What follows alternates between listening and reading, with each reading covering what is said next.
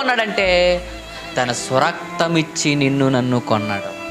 క్రయాధనముగా. క్రీస్తు ఎలా వచ్చాడంట? క్రయాధనముగా వచ్చాడు. ధర్మశాస్త్రంలో మనం ఆలోచిస్తే ఒక ఎద్దు పొడిచినా కానీ తప్పు చేస్తే దాన్ని విడిపించడానికి క్రయాధనముగా దాన్ని నష్టపరిహారం చెల్లిస్తేనే కానీ ఆ ఎద్దుని విడిపించడానికే లేదు. ఈరోజు సాతాను నుండి విడిపించడానికి ఏం వాడాడంటే తన స్వరక్తాన్ని వాడాడు. అది విలువైన రక్తం, అది పవిత్రమైన రక్తం, అది నిష్కళంకమైన రక్తం. ప్రపంచంలో ఎక్కడ దొరకని రక్తం ఏదైనా ఉందంటే అది ఏకైక రక్తం, యేసుక్రీస్తు వారి రక్తం. ఆ రక్తం ఎలా పెట్టుకున్నావు ప్రభు అంటే, ఆ రక్తం ద్వారా ఎలా మమ్మల్ని కొన్నామంటే, యూదులు హింసిస్తే వచ్చిన రక్తం అది. సర్వ సమాజం పిడిగుద్దులు గుద్దితే వచ్చిన రక్తం అది. వాళ్ళ హింస పెడితే దాని ద్వారా మనకొచ్చిన క్షమాపణ, మనకొచ్చిన విడుదల. ప్రియమైన వాళ్ళారా, కొన్నాడు. దేనట్టు కొన్నాడు ప్రభు అంటే ఆయన రక్తాన్ని, అంటే ఆయన ప్రాణాన్ని ఇచ్చి కొన్నాడు మనల్ని.